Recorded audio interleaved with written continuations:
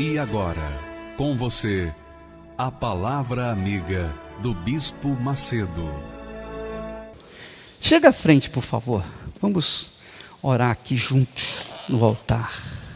Meu Pai querido e amado, bendito seja o teu glorioso nome, meu Senhor. Digno de toda a glória, louvor e majestade.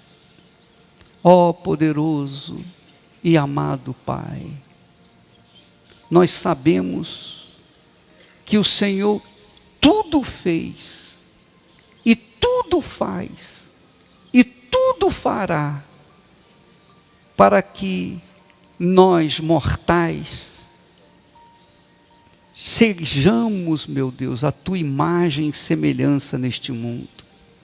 Venhamos ter a vocação soberana, que é a condição de filhos de Deus, filhos do Altíssimo. Então, meu Pai, venha derramar do teu Espírito sobre nós, para que possamos exalar o teu perfume, manifestar a tua glória, glorificar o teu nome, recompensá-lo, meu Pai, por tudo que o Senhor tem feito por nós. Nós queremos, meu Senhor, recompensar, compensar tudo que o Senhor fez, para que o Senhor seja glorificado. Meu Senhor, lembra-te dos dias de outrora, quando havia muita, mas muita coisa errada, mas no meio de todas as coisas erradas, de tanto paganismo, de tanta distorção sexual, de tantas imoralidades, porque o espírito que habita no mundo hoje habitava no mundo de outrora. Mas naqueles tempos, ó Deus, houve um homem justo, que foi Noé. E só por causa da sua justiça, ele foi escolhido dentre todos os habitantes da terra. Ele, e por causa dele a sua família. Depois o Senhor chamou Abraão.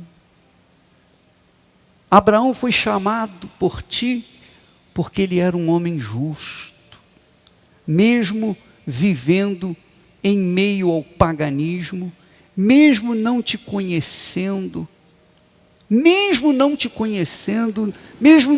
tendo ouvido falar de ti, ainda assim ele honrava a instituição casamento. E ele tinha uma esposa. E por conta disso, meu Pai, ele foi chamado por ti, para te conhecer, porque era um homem justo, íntegro. O mesmo se deu com Jó. Era um íntegro, reto, temente a Deus e que se desviava do mal. Mas não te conhecia. Até que houve um momento em que ele veio te ver, meu Senhor. Meu Pai, eu sei que o Senhor está buscando mulheres e homens íntegros, pessoas corretas, pessoas que querem a verdade, que querem viver na verdade, pessoas que querem viver na integridade, pessoas que não estão interessadas no prazer momentâneo, porque querem agradar a ti, querem viver dentro de uma lisura, porque é isso que clama os seus corações. Ah, meu Pai amado e querido, então faça surgir no nosso meio, faça aparecer no nosso meio essas pessoas, para nos ajudarem a levar a tua justiça por este mundo, para aqueles que têm sede, que têm fome de justiça. Eu sei que nem todos querem a justiça. Eu sei que a maioria gosta da injustiça. Mas há aqueles, ó Deus, que querem o que é limpo, o que é puro, querem viver na pureza, querem viver na luz. Meu Pai, eu te peço em nome do Senhor Jesus, faça surgir no nosso meio esse tipo de gente. Essas pessoas, meu Pai, que gostam do que é certo, do que é reto, que não estão cegas pelo sucesso ao ponto de querer apressar isso e fazer de qualquer maneira. Não, mas pessoas que querem, meu Deus, construir suas vidas sobre a disciplina do reino de Deus. Porque o reino de Deus é só para pessoas disciplinadas, pessoas que querem a disciplina, que querem viver na justiça. Então, Espírito Santo, tu que conheces os corações, tu que sondas os nossos corações, me ajude, por favor. Levante no nosso meio esse tipo de gente, que esteja disposta a sacrificar suas vidas em favor da justiça, do que é certo, do que é correto. Ó, meu Pai amado, eu sei que não é muito difícil nos dias de hoje esse tipo de coisa. Porém, meu Pai, eu sei que assim como o diabo fez distorcer todas as coisas e muitos o seguem, há aqueles que o Senhor já escolheu antes mesmo de nascer, meu Senhor, e que estão destinados a serem como Noé, pregador da justiça. Poderoso de Israel, eu te peço em o nome de Jesus, nós te pedimos o teu Espírito justamente por isso, porque é impossível uma pessoa ter o Espírito Santo e não ser justa, e não amar a justiça.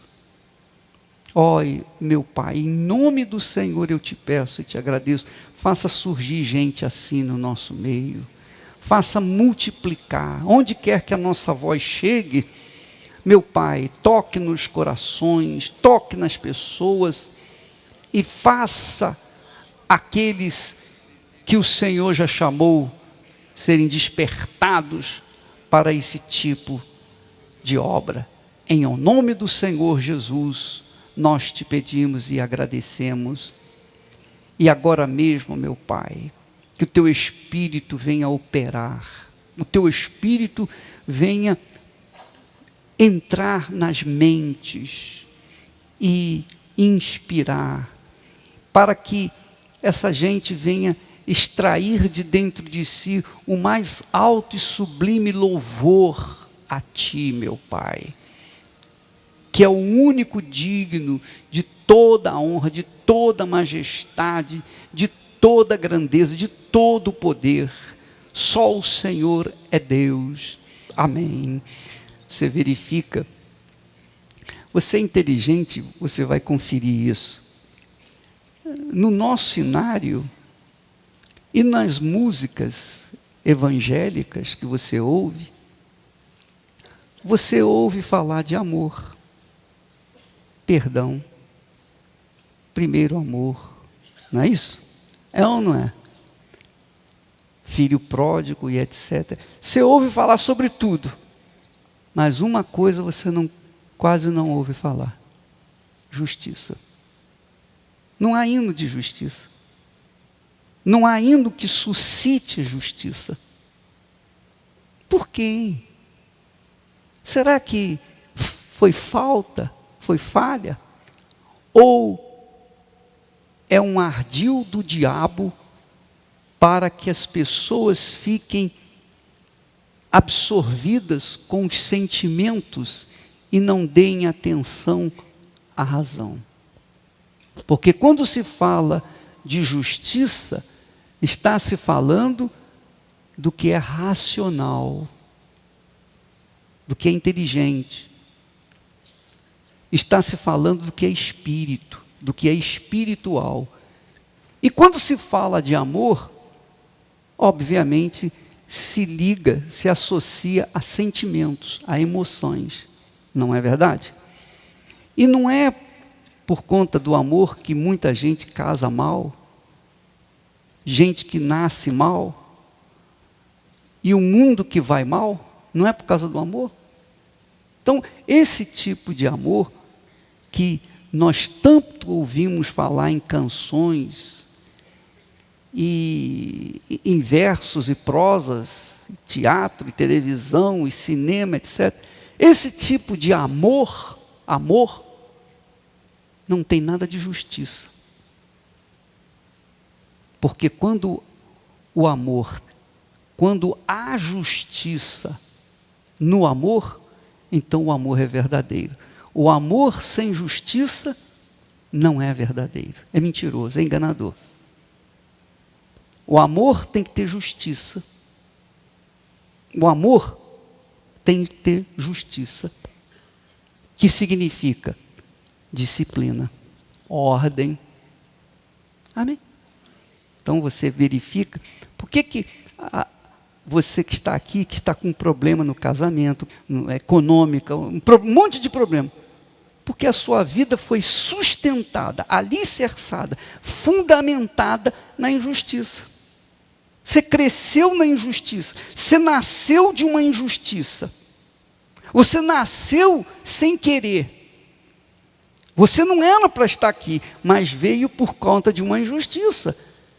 Que os seus pais tiveram relações, depois um foi para um lado, outro foi para o outro, e você nasceu e fez desse mundo. E agora? Cadê meu pai? Cadê minha mãe? Injustiça. Sua vida começou na injustiça. Sua vida começou na injustiça. Você não tem culpa. Não tem culpa.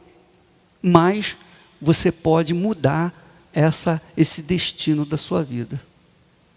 Quando você escolhe a justiça. Eu vim sem querer e eu não tenho culpa de estar aqui. Mas agora eu quero determinar para onde eu vou. Eu quero ir pelo caminho da justiça. E o caminho da justiça é o caminho do céu. Amém? É o reino de Deus, é o reino da justiça. Entendeu o que eu estou falando? Então você começa a entender agora que as perguntas que vocês têm, que trouxeram, que eu peguei aqui algumas perguntas, sobre sexo, tudo tem a ver com justiça e injustiça. Justiça de um lado ou injustiça do outro. Então, quando a pessoa vive na injustiça, ela sofre. Porque a injustiça é má, é do diabo, é o inferno. É contrário a tudo o que é justo, o que é de Deus. Você quer agradar a Deus? A coisa que mais agrada a Deus, mais do que frequência na igreja, mais do que louvores, mais do que orações, jejuns, a coisa que mais agrada a Deus é você viver uma vida justa, correta. Por quê? Porque o seu corpo não foi feito para viver na injustiça. Seu corpo foi feito para viver, para o Espírito Santo viver, habitar nele. O nosso corpo foi feito para que o Espírito de Deus fizesse dele o templo dele. Amém? Vamos então responder as perguntas. Vamos chegar lá. Pode sentar. A Juliana, ela pergunta se é pecado ter relação sexual com o seu esposo mais de uma vez por dia. Não. Quantas vezes você quiser, fica à vontade, porque o seu marido, o corpo dele pertence a você e o seu corpo pertence ao seu marido. E a Bíblia fala, o apóstolo Paulo fala, lá em Coríntios, 1 Coríntios, que não vos priveis um ao outro, salvo por mútuo consentimento, por algum tempo, para vos dedicardes à oração. E novamente vos ajuntardes para que Satanás não vos tente por causa da incontinência. Assim como não é pecado você ter relações quantas vezes quiser, porque um pertence ao outro, porém, é pecado quando a esposa nega o relacionamento com o marido ou o marido nega para com a sua esposa. Porque essa é uma obrigação entre ambos, de acordo com a palavra de Deus. Assim como nós não devemos privar, tampouco devemos honrar as nossas responsabilidades. O novo na fé diz, lá de Vitória, diz: alguém pode me explicar? Eu sou novo na fé. O que pode entre quatro paredes para um casal casado, que quer agradar a Deus em primeiro lugar? Essa pergunta é muito boa. O que pode entre quatro paredes? Até onde vai os limites de um casal? A Bíblia fala que aos casados, o ato sexual só é abominável quando ele é contrário à natureza. Coisa como sexo anal, sexo oral, ou prazer, enfim, o prazer que se restringe apenas às suas concupiscências. Tanto o anal quanto o sexo oral é fora do padrão bíblico. Isso não significa, contudo, da liberdade que têm os casais. Uma coisa é o sexo anal, que é contrário à natureza. O ânus foi feito para defecar, para sair. Isso não tem nada a ver, contudo, com as carícias. Você sabe que o relacionamento conjugal, que é marido e mulher, ele tem um princípio, tem um meio, tem um fim. Por falta de orientação, por falta de educação, você há de convir que tudo na vida segue uma curva normal, como uma montanha. Tudo na vida é assim. Você tem o princípio, você sobe a montanha. Quando você nasce, começa a subir a montanha. Sim ou não? Então, você começa a subir a montanha, você tem força, você é jovem, você tem energia e tal, você sobe.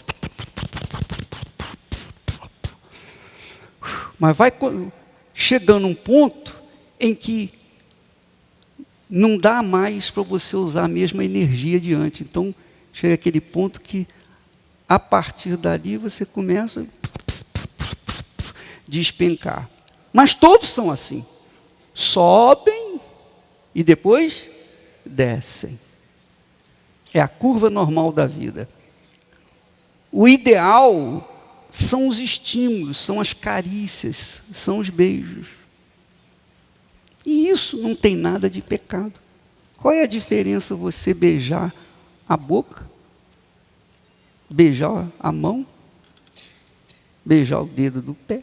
O que vai fazer a diferença é que um vai estimular o outro, um vai ajudar o outro. E os dois vão subir o monte juntos, até chegar ao ponto em que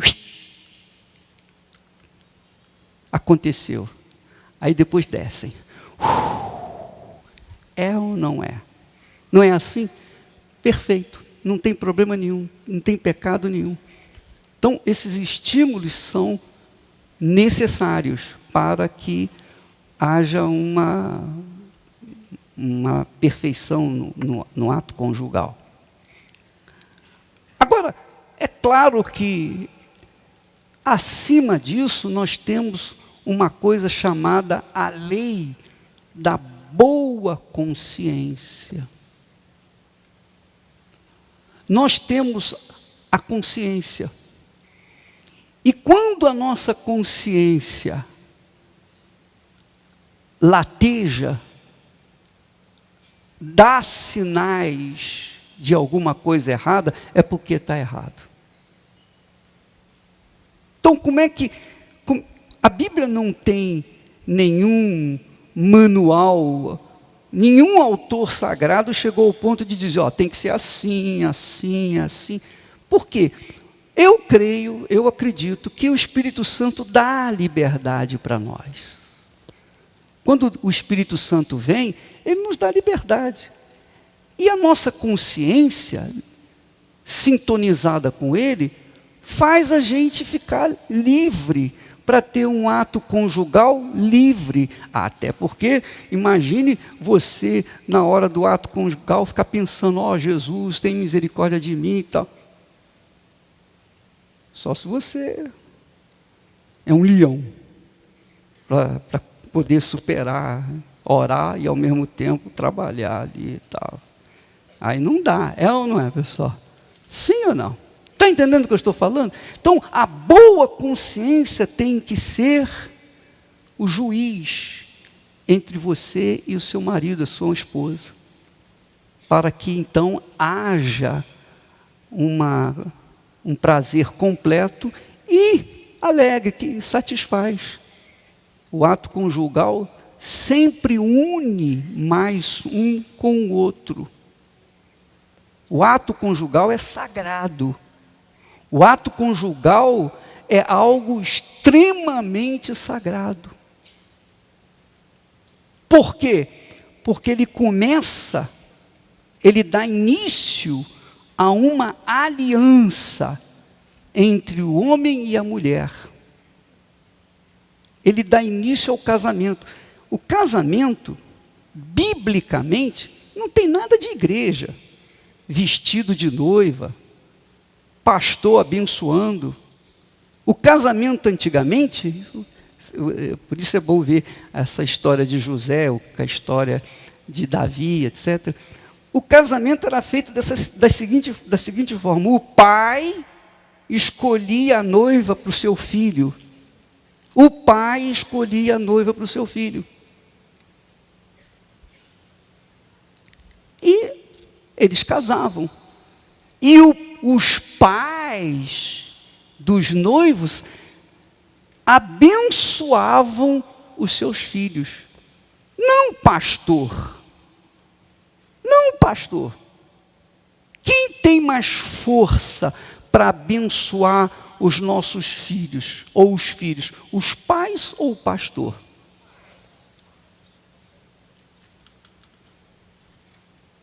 Você sabe que quando um pai, a mãe, amaldiçoa o filho, ele fica amaldiçoado. Por quê? Por conta da sua autoridade sobre os filhos. Então os pais têm mais autoridade sobre os filhos do que o próprio pastor, o bispo, seja lá quem for. Porque ele tem autoridade natural. Então os pais abençoavam os filhos e os filhos eram abençoados. Era assim que acontecia. Não era o pastor, não. Você verifica, por exemplo, no Novo Testamento, Jesus foi a uma festa de casamento. A Bíblia não fala que ele foi numa cerimônia religiosa ou numa cerimônia de casamento, não. Ele foi numa festa. Jesus foi numa festa. Ele foi a uma festa. Ele não foi numa cerimônia. Então, você verifica que o importante no casamento, a bênção vem dos pais para os filhos. E aquele casamento só é firmado, só é solidificado a partir do ato conjugal, que se chama lua de mel. Por quê? Porque segue a uma tradição antiquíssima. Quando, no passado, duas pessoas faziam aliança, ou casamento, como queira, antigamente chamava-se aliança, hoje é casamento, ou parceria. Então, naquele tempo, uma aliança era feita com um animal. Cortava-se o animal ao meio e as pessoas que faziam aliança, as duas pessoas que faziam aliança, passavam pelo meio das partes dos animais e queria dizer o seguinte: se eu não cumprir a minha palavra, se eu não honrar a minha palavra para com você, você tem o direito de fazer comigo o que foi feito com esses animais. Quer dizer, o casamento, o ato conjugal, é também isso. Envolve respeito, envolve honra, envolve a palavra. Então, os dois empenham a sua palavra para honrar aquele compromisso. Por isso que Jesus disse que o que Deus uniu, não separe o homem. Por isso Jesus fala contra como se diz, o divórcio. Ele fala contra o divórcio. Porque o que Deus uniu, aí vem a questão, mas foi Deus que nos uniu ou foi o diabo? Bom, se foi o diabo, então esquece. Então vamos desunir e vamos fazer o divórcio. Mas se foi Deus, então aquilo tem que permanecer. Então o casal, a família começa ali. Aquela empresa, digamos assim, começa com aquela sociedade, com aquela aliança, ou com aquele casamento. Foi isso que aconteceu com Isaac e Rebeca. Quando Abraão mandou o seu servo mais fiel buscar uma esposa para o seu filho, dentre a sua família. Dentre a sua família. Não podia ser estrangeiro. Aí eu vou responder a pergunta de um rapaz que diz assim: bispo, eu queria saber, por exemplo, eu sou convertido e tal, mas a minha namorada, minha noiva, não é convertida, mas é uma pessoa correta, é uma pessoa, enfim, de Deus. Eu creio que ela seja boazinha e tal, mas ela não é nascida de Deus. E permite-se casar uma pessoa convertida com uma pessoa não convertida. Então, se você ler o Velho Testamento, se você acompanhar a tradição judaica, você vai ver que é onde Deus se manifestou. Deus proibia terminantemente o casamento entre pessoas dele com pessoas que não eram dele, entre o seu povo Israel e o povo que não era dele. Mas, bicho, isso é um absurdo. Não é absurdo. Por quê? Como pode uma pessoa nascida de Deus, luz, nascida do Espírito, casar com uma pessoa que não é de Deus, não é nascida de Deus, não tem compromisso com a fé? Ela pode ser boazinha, ela pode ser uma excelente dona de casa, ela pode ser uma pessoa perfeita, mas se ela não tem a fé, a mesma fé que ele tem, então certamente não vai dar certo esse casamento. Não vai dar certo. Por quê? Porque é misturar a luz ou melhor, tentar misturar a luz com as trevas. A forma como as pessoas têm feito por aí. Mas depois eu vou ganhá-lo para Jesus, ou eu vou ganhá-la para Jesus. Conversa fiada, isso não acontece. Dificilmente isso acontece. O certo é você não se envolver com outra pessoa que não seja da sua fé.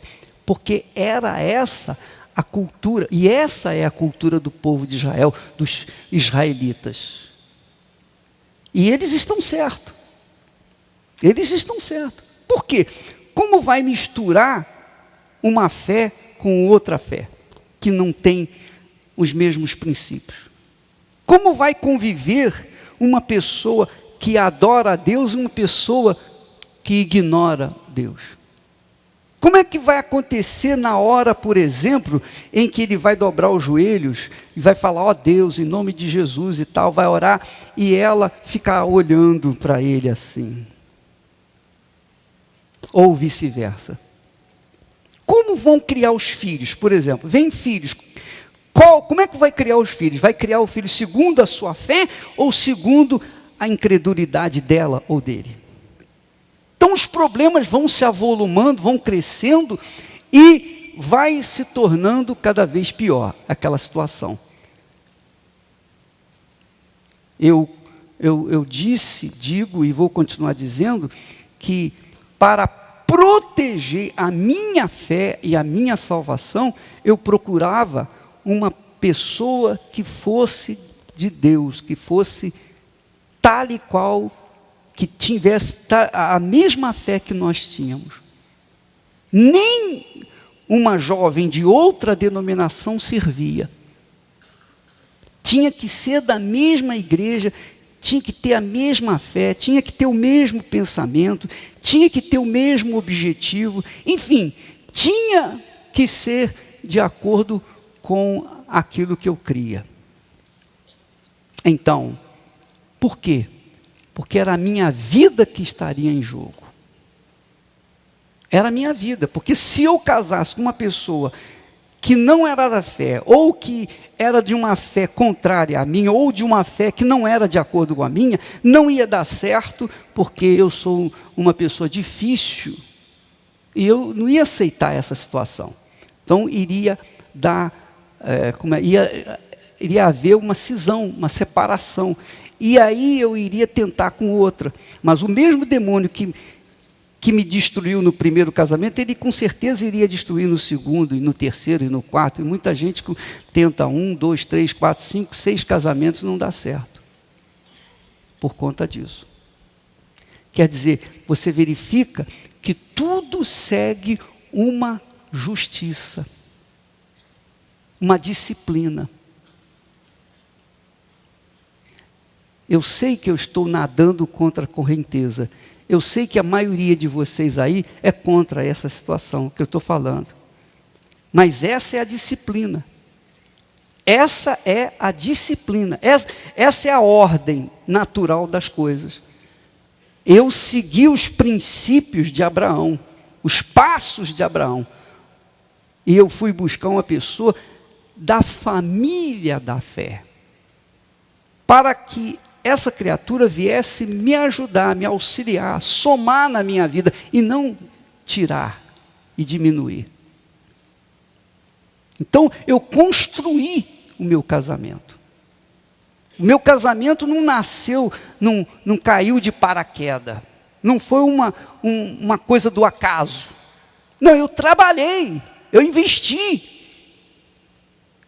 Assim como eu teria uma vida conjugal, então eu deveria ter uma consciência limpa, o meu leito tinha que ser sem mácula, eu tinha que estar com uma pessoa que tivesse a mesma fé. Imagine se eu vou casar com uma pessoa, com uma mulher que tivesse uma mente suja. Vamos fazer isso, vamos fazer aquilo, vamos fazer aquilo outro. Olha, eu vi no cinema, olha, eu vi num filme pornográfico, eles fazem isso, fazem aquilo. Imagine se eu caso com uma pessoa assim. Qual é a minha atitude? Eu iria sair lá com a cabeça nos pés, de tão pesada a consciência. Ia destruir a minha fé. Ia destruir os meus valores espirituais. Iria destruir a minha salvação. Então eu tinha que investir numa pessoa pura, de fé, com os mesmos objetivos, não viciada, uma pessoa de Deus. Então eu investi, eu pensei, eu raciocinei, eu usei a minha cabeça, eu não usei coração. Tivesse usado o coração, teria casado muito mais cedo. Então você sofre na sua vida familiar, na sua vida sentimental, por causa disso. Você entendeu o que eu estou falando? Sim ou não? Isso é o que eu considero inteligente. Uma inteligência de Deus. Uma sabedoria que vem de Deus. Eu posso falar isso para você, eu sou casado há 41 anos. E nós não enjoamos um do outro. Nós não enjoamos. Muito pelo contrário. Quanto mais, a gente é igual o vinho, quanto mais velho, dizem, eu gosto do novo, mas dizem que o vinho, quanto mais velho, melhor, não é isso? Pelo menos nós, quanto mais a gente vai envelhecendo junto, mais ficamos na dependência um do outro. Então nós não precisamos de novidade. Por causa desse momento, desse instante, muitas pessoas jogam suas vidas no inferno. Por causa disso.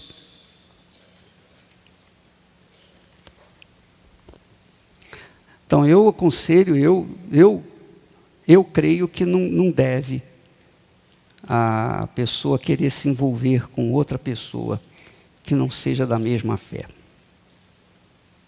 Gostaria que o Senhor falasse sobre masturbação e pornografia, pois eu não consigo largar, é muito difícil. Já virou um vício, já não tenho mais controle de mim, embora eu já esteja na IURD há 12 anos, mas eu nunca fui liberta. E tenho consciência, olha só, tenho consciência de que se eu morrer hoje, eu vou para o inferno. As pessoas falam que eu não quero mudar, mas não é verdade, porque lá no fundo, eu quero ser uma mulher de Deus. Me ajude e obrigado. Então, deixa eu falar para você uma coisa. Quando você lê a Bíblia hoje, ela tem um vocabulário atualizado. Por isso, tem Bíblia revista e atualizada. E há a Bíblia revista e corrigida. E há a Bíblia na linguagem de hoje. Então, há um monte de Bíblias por aí que vão se adaptando aos dias atuais. Antigamente não havia internet, não é? Então, a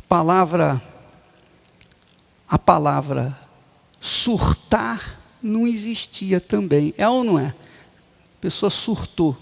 Isso acontece agora com a internet, não é assim? Navegar. Então, a Bíblia também, ela foi sendo moldada de acordo com o vocabulário atualizado. Mas existem Bíblias ortodoxas, antigas, antiquíssimas, e eu sempre me reporto a esse tipo de Bíblia, aquelas Bíblias antigas, quando as palavras eram praticamente iguais dos textos mais originais. Existe uma palavra chamada a palavra fornicação. Fornicação. O que é fornicação? que significa a palavra fornicação? Por exemplo, quando você lê na Bíblia, aqui, quando Paulo fala a respeito fugir de toda impureza. O que é impureza? Antigamente não era impureza, era fornicação. Todo pecado que o homem comete é fora do corpo, mas o que comete impureza ou prostituição peca contra o seu próprio corpo. Já o texto nos originais mais antigos fala em fornicação. Então, fornicação, nós entendemos que significa relação sexual ilícita. Relação sexual ilícita. É ilícita. O que é relação sexual ilícita? O sujeito é casado, tem relação sexual com uma outra pessoa, ou com as pessoas solteiras têm relação sexual umas com as outras. Isso é relação sexual ilícita. Por quê? Porque não está enquadrado dentro do casamento, do sagrado matrimônio. Então você tem relação sexual com uma pessoa qualquer, isso se chama fornicação. Qualquer corrupção sexual,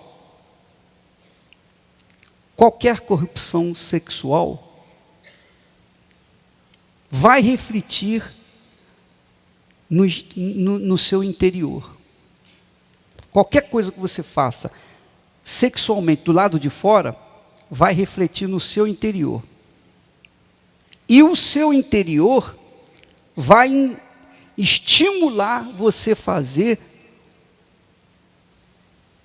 o que está nos seus desejos. O que você quer fazer de acordo com o que está na moda por aí. Então essa palavra fornicação, ela afina bem com tudo o que é distorção sexual, inclusive a masturbação. Quer dizer, adultério, prostituição, imoralidade. Então, tudo isso se define na palavra fornicação. Fornicação. Com respeito à prática da masturbação, deixa eu falar para vocês uma coisa. Há casos, nós tivemos pastores na igreja que tiveram problemas graves, gravíssimos, por conta de serem solteiros, e eu não sei por que cargas d'água, por conta, parece que do testosterona, do excesso de testosterona, eu não sei o que é, sei, clinicamente não sei. Eu sei que o rapaz tinha dores cruéis nos testículos, terríveis, ele gemia, ele urrava de dor. E os médicos diziam, você tem que ter relação sexual, ou então você tem que masturbar, porque senão você vai levar isso aí, você vai continuar sofrendo assim. Então, esse rapaz, eu me lembro de um caso desse, esse rapaz tinha que casar ou então se masturbar, porque senão ele ficaria nessa situação de sofrer terrivelmente. Então, nesses casos específicos, eu aconselho a masturbar. Não tenho dúvida disso, por conta dessa situação. Mas não é esse o caso normal que acontece com todo mundo. Eu estava passando, de repente me deu vontade, fui para o banheiro. Não, isso não funciona. resolve-se esse problema quando a pessoa recebe o batismo com o Espírito Santo. Quando ela nasce de Deus, recebe o batismo com o Espírito Santo, ela tem força para resistir. Não é fácil, mas Deus não permite que nós sejamos tentados acima da nossa capacidade de resistência. Amém? Entenderam? Sim ou não? Abra sua Bíblia aí, por favor. 1 Coríntios. Aliás, esse capítulo fala sobre a nossa, como deve ser a nossa conduta em relação ao ato conjugal ou ao ato sexual. Capítulo 1, aliás, 1 Coríntios capítulo 6. Leia comigo, capítulo 6, versículo 9 e 10. O apóstolo Paulo está falando com a igreja. Não está falando com incrédulos, está falando com uma igreja, com pessoas cristãs que haviam na igreja de Corinto. Ele diz assim: ou não sabeis que os injustos não herdarão o reino de Deus? Não vos enganeis, nem impuros, nem idólatras, nem adúlteros, nem ladrões, nem avarentos, pão duro. Pão duro. Ai, o pão duro. Nem avarentos, nem bêbados, nem fofoqueiros, não é fofoqueiros, maldizentes. Nem maldizentes, nem roubadores herdarão o reino de Deus. Herdarão o reino de Deus. Agora, qual é a nossa postura? A nossa postura é o seguinte: nós falamos para você, está aqui escrito. Então, agora cabe a você escolher. Cabe a você tomar a decisão. O que você quer? Você quer o reino de Deus? Então você tem que largar o roubo, a mentira, a prostituição. Você tem que largar tudo que é corrupto, tudo que é injusto, tudo que corrompe a natureza humana. Se você quiser herdar o reino de Deus. Agora, se você não acredita no reino de Deus e acha que deve viver a vida assim, é problema seu. Eu não vou tentar convencê-lo de forma nenhuma, porque isso aí está em você. Então eu tenho que julgar o que eu vou fazer e o que não vou fazer, o que eu vou escolher para a minha vida. Se você quiser a salvação e conservá-la, você tem que sacrificar. Você tem que sacrificar. É o casamento, você tem que sacrificar a sua vontade. A carne quer, a carne gosta, a carne aprecia, mas o Espírito diz: não, isso aí não pode. Então, quem é que eu vou dar ouvidos? Eu vou dar ouvidos à voz da razão. Não, eu não vou me envolver com isso. Não vou me envolver. Eu vou virar as costas para isso. Entendeu? Sim ou não? Isso para preservar a minha salvação. E se você é uma pessoa que prioriza o temor a Deus, a sua salvação, você vai fugir disso. Você vai fugir disso. Você vai desligar a televisão, você não vai entrar nessas porcarias, nesses sites, não vai conversar com pessoas que só falam abobrinhas, que falam palavrões, enfim, você vai evitar pessoas que não estão de acordo com a sua fé. Porque é isso que a sua cabeça manda, ou não é? Agora, se você quer agradar a si e a Deus, esquece, você está perdido. Nós estamos aqui para ajudar aqueles que querem. Aqueles que dizem: meu Deus, eu quero sair dessa situação. Eu não quero ser escravo do meu corpo, dos meus desejos, das minhas concupiscências. Eu quero te seguir. Ainda que eu tenha que gemer, por isso eu vou gemer. mas eu não vou seguir, eu não vou dar atenção a esse tipo de coisa. E para finalizar, eu tenho aqui um texto que eu escolhi, que é do Jefferson. Ele diz assim: bispo, me permita, vou orar a Deus para que, através do Senhor, as pessoas entendam que tudo isso só é vencido quando se nasce de Deus. Pois é assim que vencemos o mundo. Não há outra forma. Quem assim não enxerga, não nasceu de Deus. Pois se não nascermos da água e do Espírito, jamais veremos o reino de Deus. Nunca enxergaremos como Deus. Está escrito, é assim. Quando se nasce de Deus, se vê dessa forma. Quando ainda é carne, acha que o problema é sexual e é resolvido casando. Se casamento resolvesse problema sexual, não haveria traições, divórcios. A pessoa pensa, vou casar e ficar livre das tentações. Não vai mesmo. Quer casar para fazer sexo? Case, mas não pense que não vai mais ser tentado. Se o cair em prostituição, para o solteiro é ruim, para o casado então é pior. Se é pior, o diabo vai querer mais. E se o diabo não derrubar a pessoa solteira, certamente tem uma estratégia para derrubá-la casada. Ou não vemos adultérios por aí afora e adentro. Nascer de Deus é o remédio para solteiros casados, bem ou mal, viúvos e viúvas, etc, etc. Penso assim, fui solteiro assim, sou casado assim, bem casado, e vou viver assim. É uma boa reflexão.